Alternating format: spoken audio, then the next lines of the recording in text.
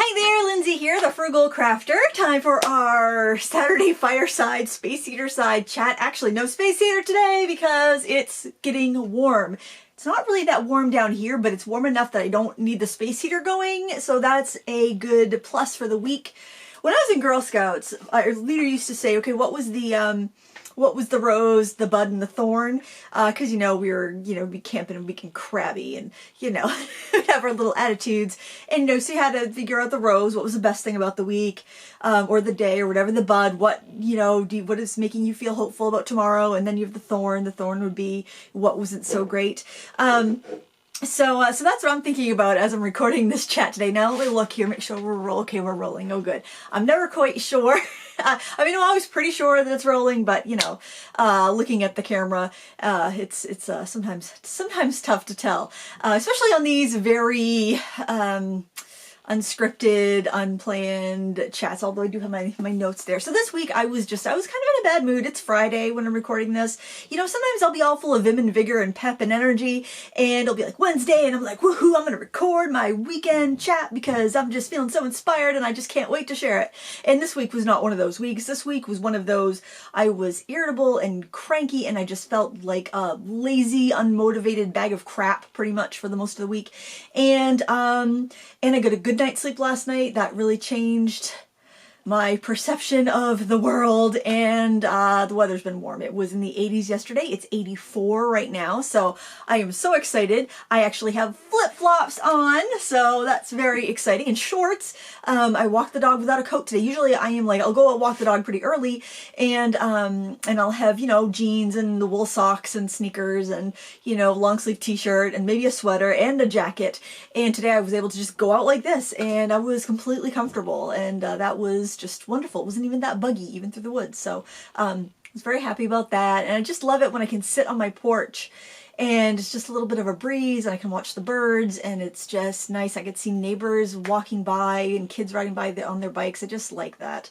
And because I started the week off feeling very frustrated. I was frustrated that our addition project is, it was a 3-month project. We're over 4 months on this thing now and there's still so much to do and I was just so frustrated. And but I talked with the contractor. He actually got in and got things primed yesterday and today. So Jason and I will be able to paint the walls this weekend and bring flooring in, which is very exciting because yesterday when the weather was so good, I dug through the shed. I found my, because all the stuff that was in, so in case you're new, we're putting this addition on our home. We have a very small ranch and there's 5 of us.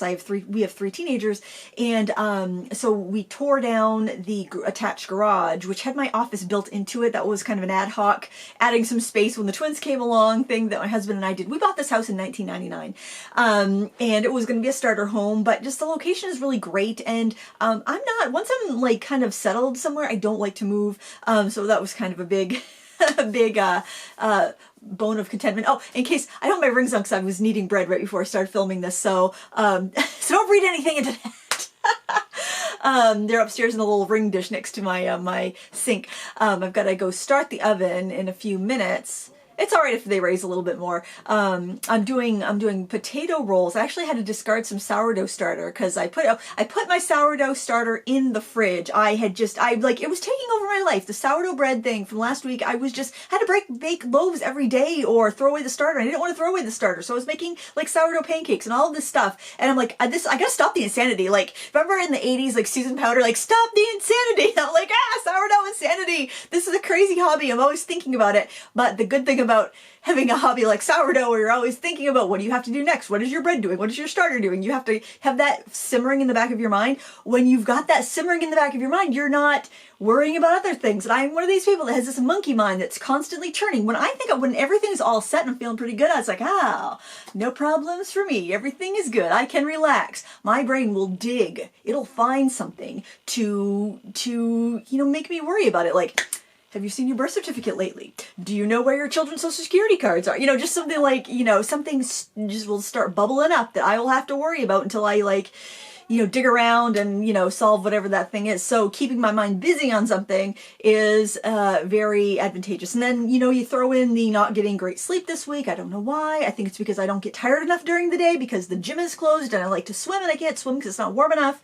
The air's warm enough now, but you probably have a heart attack if you jumped in the water right now because I can tell you it's not going to be that warm right now. So where was I? Oh, the addition. So we get to paint. We can paint this weekend. I wanted to go take my paddleboard onto the pond or my kayaks out. I like the paddleboard better. Even though I don't want to swim, I'd have to keep myself on the paddleboard, but that doesn't seem to be a problem. And I was going to take that out, and I always use my husband's pickup truck when I'm going to take the paddleboard, but it was full of flooring, and I didn't want to drive it with the paddleboard and the flooring. I was just afraid that it would just be, I don't know, cumbersome to maneuver, and I can barely see over the steering wheel as it is. I'm not short, but these pickup trucks are big, and the steering wheels are high, and I just feel like a little shrimp driving that thing.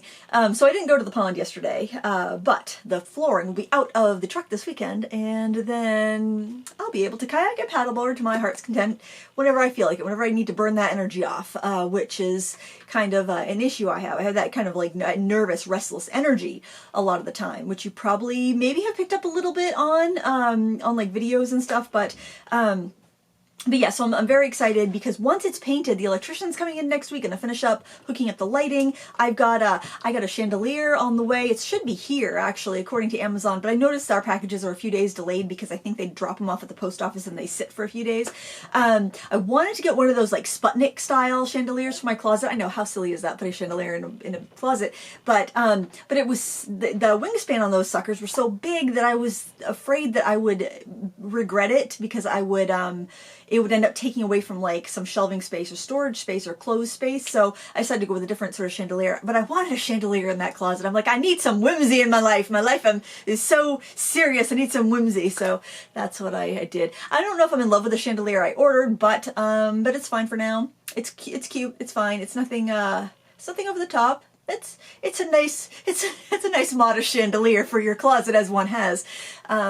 So yeah, yeah, and complaining about an addition, I know how like tone deaf that probably is because people are, this is like such a serious time in the world, but I think, you gotta find the levity. You gotta we've been talking about this for a while, and we finally decided to bite the bullet and do it, and then, pandemic happened, but we were doing that before that, so I don't know why I need to explain our addition. We live in a tiny house. It shouldn't be that big of a explanation. Anyway, so another project that's happening right now that we wanted to do this since we bought the house. We wanted to put since we decided we were going to stay in this house, definitely, we wanted to put a pass-through between the living room and the kitchen. So when you enter the house, we got a nice big front porch that we added onto the house a few years ago, and you walk right into the living room. And I really enjoy, we spend most of our time in the living room. It's a decent sized living room. It has a fireplace. I love the fireplace. We use that quite a bit in the winter. But when you use a fireplace, we put a fireplace insert in it to make it really efficient, but it gets so hot in the living room and the rest of the house with the fireplaces going, it's so hot in the living room, and then it gets cooler like down to the bedrooms because it's a ranch, so it's like a 1-story long house. And so we wanted to have a pass-through so that air could circulate around, and plus I always thought it'd be really nice to have kind of like a bar between the kitchen and the living room so people could sit up there on stools. Like if I'm cooking dinner, I could talk to whoever's in the living room. I could listen to the TV if I wanted to while I'm cooking. Just have that airspace and the feng shui and all that jazz. And but mostly I really wanted the extra seating, like to have a bar there. So like if we're having people over, because whenever we have people over, you have some people in the kitchen, you have some people in the living room. Nobody can like talk to the people in the kitchen from the living room, and this would just open it up a bit. But I'm not like 100% open concept because I think that I think it's great if you like the open concept look, but personally, I want to compartmentalize a little bit. Plus, like, otherwise your couch is kind of just floating in the ether. I want a wall for that to be up against. And plus, there's a baseboard on that wall in the kitchen, and I just didn't want to mess with that. We've wanted to pass through for a long time. I always liked them. I don't know why. Maybe it's like a 1970s thing that I like, but I'll get a nice big pass through in there. And so that's just about done. My daughter Lila did the drywall with my husband, and she has a knack for drywall. Because, you know, you have to take studs out and you got to reroute electricity, and we decided we'd have that done when they were doing the addition anyway, because they're here. We had some professionals here in case we got into trouble, which is very important, you know, because you don't want your roof falling in because you decided to cut a hole in the wall, basically, or you don't want to electrocute yourself and all of that jazz. So I'm excited. Things are happening. Things are going to finish. We found this like rustic piece of wood to use as the bar top. I think it's going to be really nice. But anyway, so that's that. I'm excited about that. I told my husband that I would bake my famous chocolate chip oatmeal peanut butter cookies when that is done, completely done. So that really lit a fire. I was just surprised, like, wow, he must like those cookies. He's probably just sick of sourdough bread. So that's where it's going. How long have I been rambling? Oh my gosh. Only 10 minutes. Only 10 minutes. Only 10 minutes. You guys still there? Anybody still there? Let me know in the comments below if you are. So honestly, knowing that the contractor was priming and painting the ceiling and the drywall was getting all finished out there, that did definitely make me feel a lot calmer and better, because we're just kind of on top of each other. Because when they demoed the garage and the office, it really made the house feel a lot more cramped, which you wouldn't think it was, but, you know, we had a lot of stuff stored in the garage. We had a lot of, we used the office a lot. I used the office a lot for my business because I would record in there because it was quiet. I couldn't hear the furnace or the water pump or any household noise because it was like really far apart from where anybody else would be doing their thing. So it's been stressful this winter trying to get stuff done in between people's noises, and it's delayed one of my classes that I've been trying to film, and it's just, you know, it was just stressful. And it's like, you know, I'm spending a lot of money here and I'm not able to bring in, you know, a lot of money with classes when I don't have the filming conditions.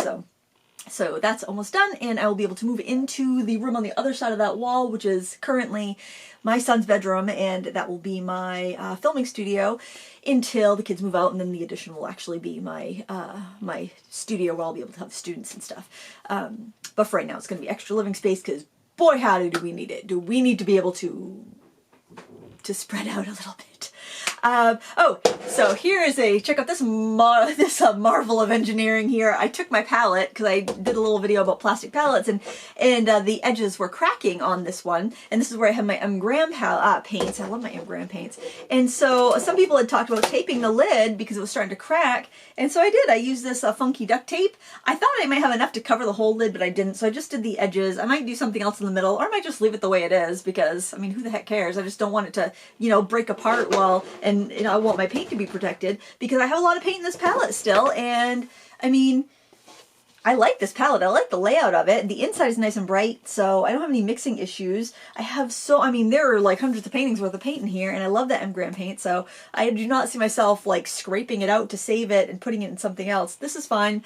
I like this. I mean, I guess I could have always bought another palette just for the lid, but that's wasteful. I don't like to be wasteful, even though it's not that expensive. It's just, it's plastic. It's going to be in the, you know, it's just wasteful, and I don't want to be wasteful. And nobody else cares, because nobody else sees it, because I don't even use this on videos because it's too big to fit in the frame when I'm painting most of the time, and that's why I use smaller palettes for videos. But I do like to use that when I'm not filming, or if I'm working on something like really large, like a large sheet of paper. What else do I want to talk about? Wow. I have something on here that looks like it says potato floor. I don't know why I wrote that note, and I don't know what it means, so I'm going to move on from that. Oh, okay, something else I want to talk about was, like our craft supplies, and I was thinking about this, because, you know, I have a lot of craft supplies, and I've been trying to use through them and not order anything during this bizarre time that we're living in during the pandemic, for a couple of reasons. I mean, one, I'd like to see how far I could go, or how long I could go without, pardon me, oh, wait, my nose. I'd like to see how long I could go without, you know, purchasing a bunch of stuff, which, I mean, I don't tend to buy a lot, but I do have a lot of stuff just for byproducts from different clients and whatnot from jobs that I'm doing. But I also wanted to kind of pare down the stash a bit because, you know, stuff doesn't last forever. Acrylic paints don't last forever. You know, they can get chunky, they can go bad, glues will go bad. So I just kind of wanted to pare down things. And then I wanted to see, what do I use enough that I actually might run out of if I don't like replenish anything in a couple of months. And you know, I think it's good to like spend some time and just kind of use up your stash and then decide whether, you know, it's worth bringing back into your space or not.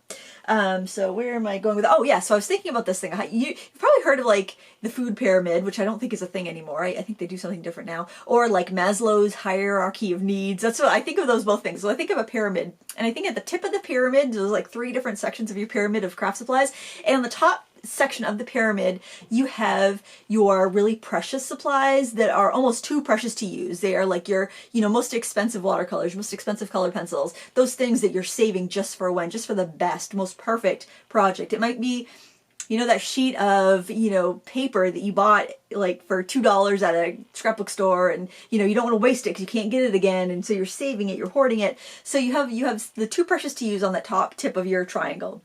And then in the middle slice of your triangle, so the top tip, that would be like where you're, if it was the old food pyramid, it would be like, you know, fats and oils, I think. So then you get the middle slice of your pyramid, which would be like the stuff you use all the time, your workhorse stuff, the tried and true. For me, that would be my Prismacolor pencils, my, you know, Arches watercolor paper, the stuff I'm always using. Actually, it could be my Artisan watercolor sketchbooks because I'm using those a lot. Whatever it is you use all the time, they're not precious, you know, because you use them and you'll buy more when you use them up. That's your like your, you know, your workhorses, your middle tier of stuff. That's the stuff you use all the time. And then you have the lower tier of stuff, kind of where carbs used to be on the food pyramid, which I don't think they are anymore because now they don't think you should eat carbs. I don't know. Bread queen over here. I have no clue what the new suggestions are. But so in that bottom tier is the stuff that's not so great, but it's too good to get rid of. It's okay, but it's not your favorites. It's not the stuff that you're going to use every time. Maybe somebody gave it to you as a gift, but it's not your favorite. Or maybe you bought it because the watercolors came in a really novel, cute little tin, and, you know, you just couldn't resist it, and you wanted a treat. Like, you know, you're scrolling on Amazon, I want a treat, or you're in the store, and I just want a treat, you know, you just want something. And so you get it, and it's not as good as what you already have, but it's too nice to throw away, and you still kind of like it, but you're probably never going to use it. And that's what's on the bottom row of your hierarchy, Lindsay's hierarchy of crafts. That's what I'm going to call it in art supplies. So like when you declutter, I think you generally are decluttering from that bottom tier. But if you take that bottom tier away, and my husband and I have talked about this with like just stuff and clutter in our houses, you've got the 3 levels of clutter, and then once you take away the bottom layer of clutter, the stuff you don't really care about, then the stuff in the middle layer just kind of like divides itself up again, and then you end up with that bottom layer of stuff you don't really use that much. It just kind of makes you think about how much stuff you have that just never gets used. Like I'm looking at 9 bins of yarn that I rarely touch. I could probably get rid of those 9 bins of yarn and not miss them until I decide that I need to knit my own pot holders or dishcloths, and then, you know, have to either go out and buy a ball of yarn or decide that no, I'm just going to buy a dishcloth because it's cheaper and it's there, it's done, I've got it already. But and things can change. Like you could be into something and really like it, and usually that's what happens. You get into something new, a new hobby. That's why beginners are so so important. Oh my gosh, my nose is running. I don't know why. Probably because it's hot upstairs and it's warm down here. I'm condensing. I don't know. Like a glass of water. Does that make sense? I don't know. But you know, when you get into something, you get really excited about it, and then you want to try all the different things. Some suit you, some don't, and then you end up with a bunch of stuff that you don't use because you went a little overboard at the beginning of a hobby. And I think that's why beginners are so important in like the arts and crafts industry, because they're the ones that do the major buying. And I think that's why you see so much beginner content online for companies, because they know the beginners are the ones that that advertisers want to hit. I don't know, just a thought. I know that I definitely don't need to buy so much stuff, as, you know, the longer I've been doing a type of craft and project like watercolors, you take forever to use up, really. I mean, then after you've got a set of watercolors, you only need to replace 1 tube here and 1 tube there. So I think that's why all those like novelty palettes come out, because aren't they tempting? Oh my gosh, you show me a palette that fits inside a cup, color it teal or pink, you got me. I'm gonna buy that thing, you know, because I am a sucker and it's cute and I'm looking for a treat. You know what I mean? I think there's and that's something I've really noticed with this pandemic, because I never really thought I was all that materialistic, or maybe that's not the right word. That has such a negative connotation, but I never thought I was really someone that was that shoppy, maybe. But man, you see something cute and novel and it's very difficult to resist. I think we're kind of trained to hunt things down, be like hunters and gatherers, and stuff like that. So when we find those cute little palettes, and I love to watch reviews of cute little palettes. I saw this one, it had like a glittery, like a squishy glittery top on. Let me tell you, it was hard not to hunt that down. I'm like, no, just step away.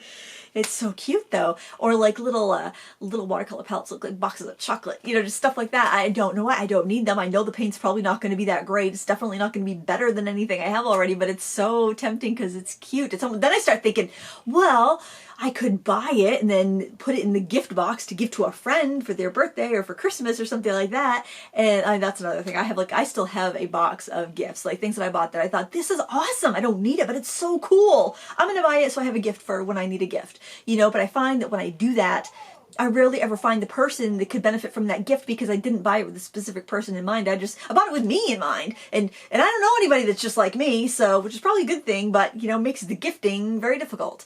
I don't know. That's another thing. I think we all have our own little idiosyncrasies that tend to come out when we're forced to stay home by ourselves for weeks and weeks on end.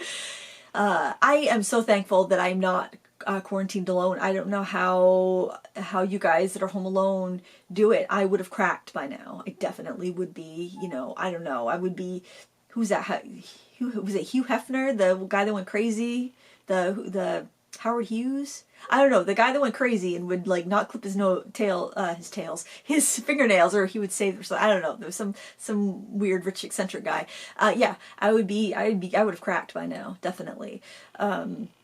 It's been difficult, just you know, just with limited interactions, just my family. It's like I've so wanted to just, you know, call up friends and say, come on over. And it probably will be soon that I'll be like, you know, have my best friend over to craft, especially when I'm moved into that office, you know, because we're both very low risk, you know, for contracting COVID. So yeah, hopefully soon, because yeah, I mean, you don't want to swap one, like, you don't want to not get one illness and, you know, get some mental health illness because you're not doing one thing, I guess. Oh, what time are we at? Oh, 21 minutes. Wow, I have just rambled for 21 minutes. Oh, something else I wanted to mention. It was kind of funny.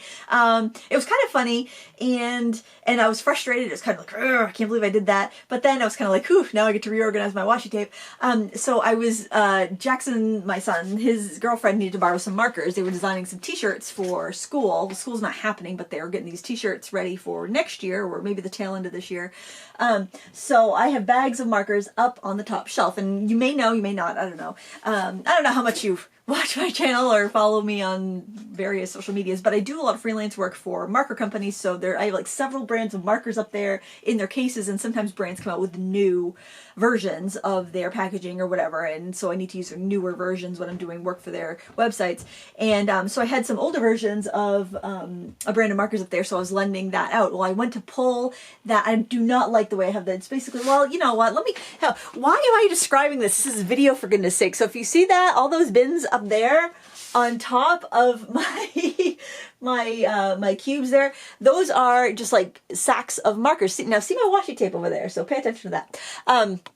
So I was pulling those down. I think you could probably tell what happened. You could, I think, foreshortening here, you could figure out what happened. I was pulling down those bins so I could find, and of course the older markers that I don't need to use very much because the packaging is changed, are in the crate on the bottom.